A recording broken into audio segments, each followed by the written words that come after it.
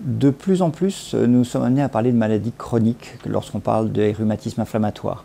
Cela a une raison bien particulière, c'est qu'à force de parler de maladies spécifiques, polyarthrite rhumatoïde, spondylarthrite ankylosante, bref, maladie par maladie, on a du mal à établir pour chacune des prises en charge qui soient suffisamment précises, avec suffisamment de moyens.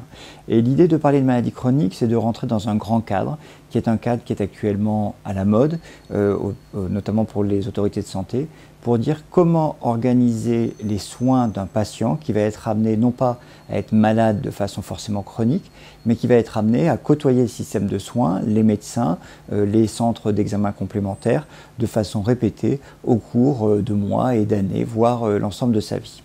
Dans le cadre de ces maladies chroniques, il y a un mot ou une série de mots qui sont de plus en plus utilisés, qui sont la notion de parcours personnalisé de soins.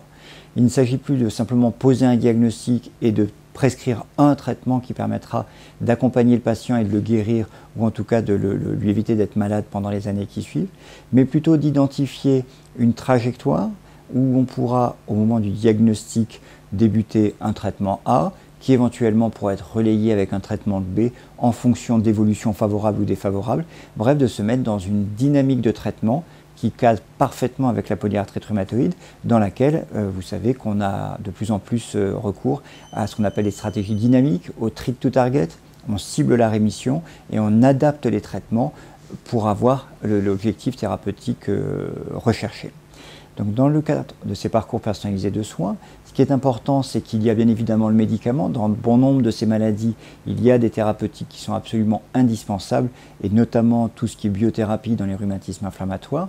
Mais il y a également tout l'environnement du patient, c'est son accompagnement au moment du diagnostic pour faire l'annonce du diagnostic. C'est aussi important dans une maladie telle que les rhumatismes inflammatoires que dans le cancer. De pouvoir, au moment où on initie un traitement un petit peu compliqué à suivre, eh bien, faire une consultation d'amorce qui permettra de cadrer un petit peu le traitement, de le présenter et de dire les éléments qui seront importants dans la suite du parcours. Et puis de définir aussi la place de certains intervenants. Au départ, ces maladies étaient principalement hospitalières. Petit à petit, on se retrouve à avoir une implication de plus en plus forte des médecins de ville, que ce soit les spécialistes ou que ce soit également les médecins généralistes. Et puis bien évidemment, il y a toutes les professions paramédicales, les infirmières, les kinés, qui participent aux soins et qui doivent inscrire leur thérapeutique, leur prise en charge dans la prise en charge médicale globale. Donc c'est tout cela que l'on intègre dans le parcours personnalisé de soins, et il est important qu'il soit particulièrement bien rédigé de manière à ce qu'il soit aisément compréhensible par tous les acteurs de santé qui interviendront autour du patient, et également compris par les patients qui seront finalement le fil conducteur de cette prise en charge au cours des mois et des années. Donc dans le cadre de ce parcours personnalisé de soins, il apparaît évident qu'on ne parle pas que d'un parcours hospitalier ou que d'un parcours libéral.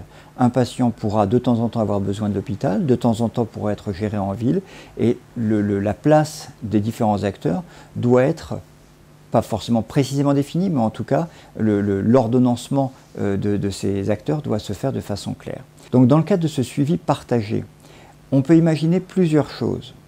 Que la prise en charge des patients soit vraiment sur l'hôpital, avec un recours aux praticiens de ville qui est finalement limité. Ce n'est pas vraiment notre problème en rhumatologie, où nous avons la possibilité de travailler avec de nombreux rhumatologues libéraux, et de ce fait, les prises en charge n'ont pas besoin d'être centrées sur l'hôpital. En revanche, ça peut être le cas dans le cadre de maladies rares, où l'expertise hospitalière est nécessaire. Dans un grand nombre de maladies, la prise en charge va être principalement en ville, avec un recours à l'hôpital, uniquement à certains moments précis, qui va être par exemple le moment du diagnostic, par exemple le moment où on va initier une biothérapie ou changer une biothérapie, voire dans des contextes d'urgence où, en raison d'une infection ou d'une poussée de la maladie, il y a besoin de revoir les patients. Donc ce suivi partagé, il est important parce que ce que nous reproche l'assurance maladie, en général à juste titre, c'est finalement d'être un peu redondant avec nos collègues libéraux, puisque lorsqu'un patient arrive à l'hôpital, très souvent on refait un certain nombre d'examens, des radiographies, des prises de sang. Lorsque les patients sortent, très fréquemment ils sortent sans les résultats de ces examens, donc nos collègues libéraux sont obligés de refaire un minimum d'examens pour pouvoir avoir ces éléments dans leur dossier, et on ne peut vraiment pas dire que la prise en charge est partagée entre les collègues de ville et les collègues hospitaliers, parce que l'information ne circule pas bien. Alors cette difficulté à la circulation de l'information, elle n'est pas réelle partout. Et certaines régions, notamment dans le nord de la France, notamment dans le sud-ouest, ont développé des réseaux qui permettent aux praticiens, où qu'ils soient, hôpital ou ville, d'avoir accès à un certain nombre d'informations sur le patient et comme ça de pouvoir collaborer. On peut probablement aller plus loin dans le cadre de ce suivi partagé et très probablement, à terme, il faudra impliquer le patient qui est finalement celui qui a le plus intérêt à ce que tout le monde se parle et que finalement le patient soit l'acteur qui collecte les informations, qui demande à ces différents praticiens de remplir un dossier médical, volontiers un dossier électronique, sur lequel finalement tout va pouvoir s'archiver, que ce soit des comptes rendus radio, des images de radio, des résultats de biologie, et aussi des éléments du suivi de la maladie, que ce soit les indices d'activité des maladies, des rhumatismes inflammatoires, ou éventuellement les indices de handicap. Dans cette perspective, l'arrivée des biothérapies sous-cutanées, peut-être pas l'arrivée, mais en tout cas la multiplication des biothérapies sous-cutanées renforce l'idée qu'il faut absolument travailler en collaboration entre la ville et l'hôpital. Il est fort peu probable que les praticiens de ville puissent tout gérer depuis leur cabinet, notamment au moment des événements un petit peu difficiles sur le plan médical, des situations urgentes. Il est impensable que tout soit géré à l'hôpital. Les hôpitaux coûtent cher à l'assurance maladie. L'organisation des hôpitaux les rend souvent un petit peu rigides en termes d'organisation. Et les patients ont besoin, pour pouvoir mener une vie normale en plus de leur maladie, d'avoir de la souplesse dans leur prise en charge. Il y a donc de ce fait une obligation de travailler en commun. Et cette obligation va être importante pour les nouvelles biothérapies sous-cutanées qui arrivent. Qu'est-ce qui fait qu'on va passer les patients sous biothérapie sous-cutanée? Ça ne va pas être très compliqué parce que finalement l'immense majorité des patients vont préférer avoir des injections sous-cutanées qu'ils peuvent faire à leur domicile plutôt que d'avoir des perfusions intraveineuses à l'hôpital, ce qui sont tous les mois, tous les 2 mois, mais qui représentent un élément un petit peu plus compliqué à gérer, notamment en termes d'emploi du temps. Donc naturellement, il va y avoir un passage de plus en plus important des biothérapies de forme IV à des formes sous-cutanées. Ça ne veut pas dire qu'il ne restera rien à l'hôpital pour les voies IV, mais que la proportion des patients traités par voie IV va se réduire de plus en plus. C'est normal et c'est logique à la fois d'un point de vue patient et d'un point de vue coût pour la société.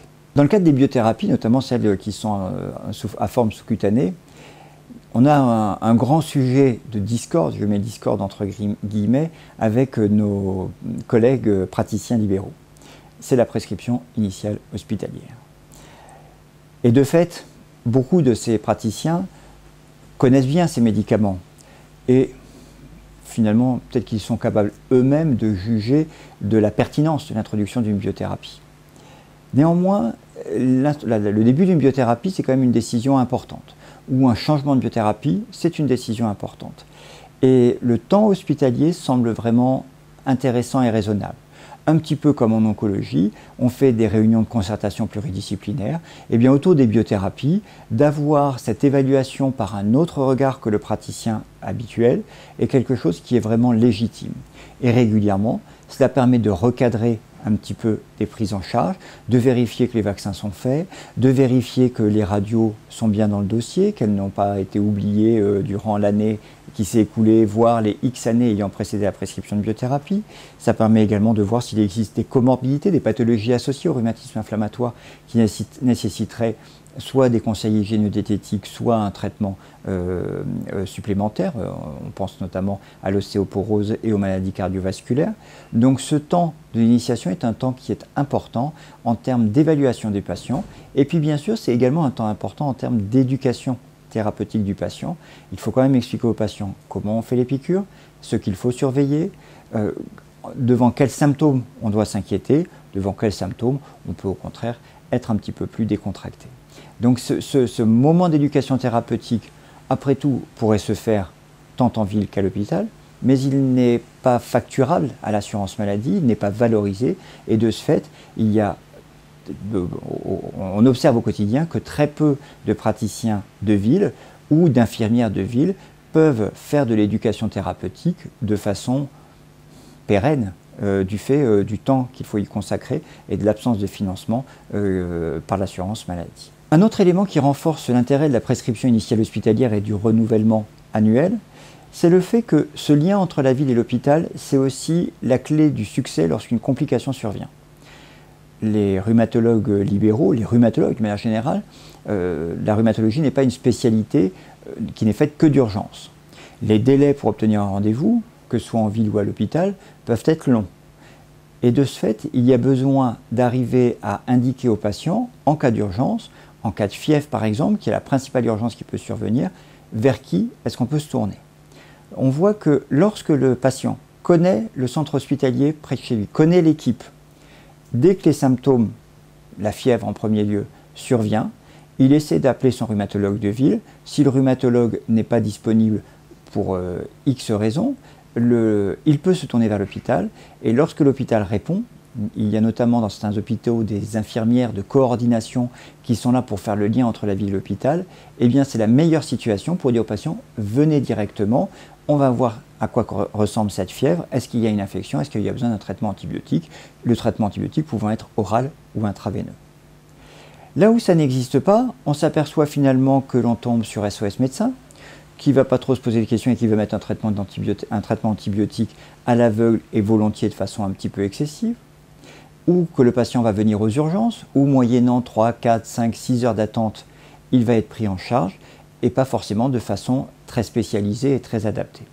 Donc le lien ville-hôpital, lorsqu'il fonctionne, lorsqu'il a bien cet accès possible à l'hôpital, lorsque le patient est familier avec l'équipe hospitalière en plus de son rhumatologue libéral, c'est là qu'on a la meilleure prise en charge et la meilleure capacité pour le système de soins de donner la bonne réponse au bon moment. Que peut-on dire en conclusion? On peut principalement dire qu'on vit un tournant en ce qui concerne la rhumatologie avec, après 10 ans, que dis-je, 15 ans de biothérapie, une transformation de la prise en charge des patients, une transformation du pronostic de ces maladies. Tout n'est pas fait, les patients ne sont pas guéris, on les met simplement en rémission, mais il y a vraiment une transformation de notre organisation à mettre sur pied. Dans cette transformation, il n'y a pas que le soin, il y a également la recherche et l'enseignement. Les patients étant de moins en moins à l'hôpital, il est possible que les nouveaux rhumatologues les voient également de moins en moins s'ils sont pris en charge en ville. Il y a eu des tentatives, des réflexions pour essayer de faire que les internes sortent de l'hôpital et aillent chez le médecin libéral. Pour l'instant, ce n'est pas complètement concrétisé. À terme, probablement qu'on viendra à cette solution. Mais néanmoins, il faut bien garder en tête qu'une spécialité garde son attractivité que si à l'intérieur de l'hôpital, il y a à la fois des praticiens, mais également les patients qui correspondent à cette activité et qui permettent de motiver des jeunes étudiants à un jour choisir la voie de la rhumatologie. L'autre élément, c'est la recherche, et quand je mets recherche, j'intègre à la fois la recherche, le développement de nouveaux médicaments, mais également l'amélioration des connaissances sur l'impact d'une maladie, sur le rapport bénéfice-risque des médicaments. Jusqu'à présent, toutes les cohortes qui ont été faites, toute la collection d'informations qui a été faite à partir de l'hôpital, et exclusivement de l'hôpital. Si on veut maintenir la qualité de la collecte d'informations, il va falloir absolument impliquer les praticiens libéraux et probablement les patients, c'est-à-dire les deux acteurs principaux qui sont présents tout au long d'une maladie chronique telle qu'un rhumatisme inflammatoire. Ce sera quelque chose qui sera clé, à la fois pour vérifier que les patients vont bien grâce à ces traitements. Ça représente la collecte et la sécurisation, l'archivage de données sur l'activité de la maladie ou sur le niveau de handicap des patients, et également des choses concernant les prescriptions des médicaments et sur leur tolérance. Avec les biothérapies, comme avec tous les traitements immunomodulateurs, on se pose des questions sur les risques infectieux, sur les risques tumoraux. Pour l'instant, on est incapable d'identifier et de bien analyser ce risque en France, alors que c'est possible dans d'autres pays, parce que la collection ne se fait pas de façon systématique et que cette collection ignore complètement tout ce qui se passe en dehors de l'hôpital. Donc je pense que ça, ce sera un élément qu'il faut vraiment avoir en tête et qui sera intégré dans l'évolution de nos prises en charge pour faire que dans ce parcours personnalisé de soins, dans ce suivi partagé, on pense bien non pas à se déchirer et se disputer la part d'un éventuel gâteau, mais au contraire que l'on prenne cette habitude qui n'est pas encore assez inscrite dans nos mœurs de praticiens, de partager, de construire et ainsi de faire que les patients, qu'ils soient en ville ou qu'ils soient à l'hôpital, puissent avoir une prise en charge qui soit cohérente, qui soit dans la continuité. Et c'est probablement ça qui sera à l'avenir ce qui fera la beauté de notre spécialité.